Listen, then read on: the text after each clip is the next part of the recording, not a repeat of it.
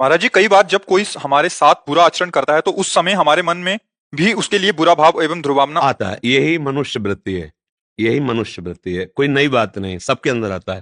पर अब आपको केवल मनुष्य ही नहीं रहना, आपको नया कर्म करना है।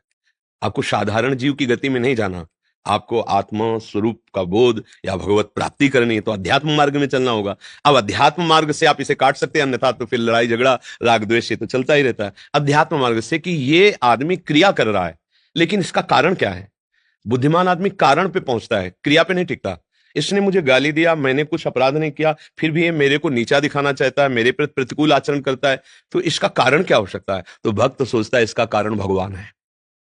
क्या भगवान क्या कारण हो सकते हैं, हमें गाली क्यों दिलाए। कोई मेरे ऐसे अपराध हैं जिनका दंड मुझे बहुत भयानक मिलता, तो गाली दिलवा के अपमान करवा के मुझे भगवान पवित्र कर रहे। जय हो मेरे कृपालु प्रभु, आपकी जय हो। आप उस क्रिया पे नहीं टिकेंगे तो द्वेष नहीं बनेगा और भगवान में वृत्ति चली जाएगी। और अगर क्रिया पे टिकेंगे तो आपको फिर गुस्सा आएगा कि तू क्या समझता है, मेरे को गाली दे के निकल जाएगा। अब ये नई क्रिया बनना शुरू हुआ और हमारा पतन हो जाता है। थोड़े से क्रोध में हम अपने जीवन को नष्ट कर लेते। माना आप बहुत बलशाली, उसे मार दिया, फिर आपसे बलशाली कानून वो आपको अपने हाथ में, अपने पंजे में लेकर आजीवन कैद में रखेगा और फिर मन आपका जलेगा पूरे जीवन। ना भगवत चिंतन कर सकते हो, ना परिवार की सेवा कर सकते हो, ना देश की सेवा कर, पूरा जीवन कूड़ा हो गया। एक मिनट अशांत और असावधान रहने पर पूरे जीवन को मिट्टी में मिला देते हैं लोग। देख लो सब, वो तो संसार बस वही अवसर है हम अपने को जब हमें कोई गाली दे रहा हो तो उसके कारण पर पहुंचे कि प्रभु मैं समझ रहा हूं कोई ना कोई मेरी गलती है, मेरा अभिमान है, मेरा दोष है, जिसका मार्जन करने के लिए आप ये लीला करो। वहां उससे कोई हाथ पैर नहीं जोड़ना है, पर अपना सर झुकाकर वहां से हटना है। अगर वो पीछे से एक दो चपत भी मार देता है तो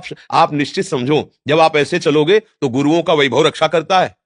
आप सर मोड़ के चल दोगे तो आप जिनके लिए सर मोड़ दिए वो उनका सर नीचा करवा के छोड़ेंगे। इतनी सामर्थ्य है, अनंत शक्ति संपन्न है।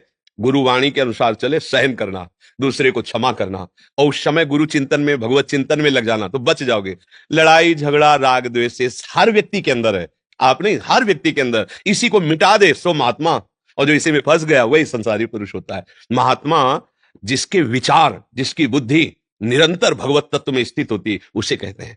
कोई भी घटना, कोई भी परिस्थिति, कोई भी दुख, कोई भी अपमान उसके हृदय में क्षोभ नहीं पैदा कर सकता, क्योंकि वो विचारवान है। तुरंत विवेक के द्वारा अपने को संभाल लिया। और अज्ञानी पुरुष तुरंत उस घटना से, घटित परिस्थिति में आकर वो ऐसी नई घटना कर देता है जो जीवन भर शोकित होना पड़ता है, जीवन भर। इसलिए भैया सावधान रहो, दूसरे की कोई गलती नहीं, मेरी ही गलती का परिणाम दूसरा मुझे दे रहा, पक्का समझ लो।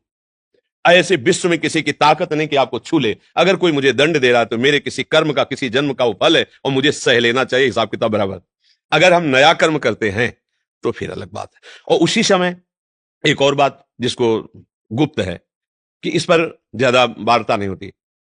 आप बिल्कुल ऐसे ही चल रहे हैं और किसी ने गुरुवाणी, गुरु, इष्ट, इसके प्रति प्रतिकूलता पैदा क्यों, आपको होश ही नहीं है और आप कर बैठे जो करना है। अब वो आपके बस की बात नहीं है। वो ईश जो है, वो परमात्मा जो है, वो सदगुरु जो है आपसे करा रहा है। अब आप निहाल ही रहोगे, आपको कोई परास्त नहीं कर सकता। जब मैं करूंगा तो हिसाब होगा, जब आप करवाएंगे तो फिर कोई, तो जब भगवान के यंत्र बन जाए फिर ऐसा कुछ हो, वो जाने। अपनी तरफ से क्षमा, अपनी तरफ से दया, अपनी तरफ से विवेक के द्वारा मेरी ही कोई गलती है, ऐसा भाव रखना। और फिर भागवतिक विधान जो हो वो हमारी बस का नहीं, ऐसा भाव रखना चाहिए।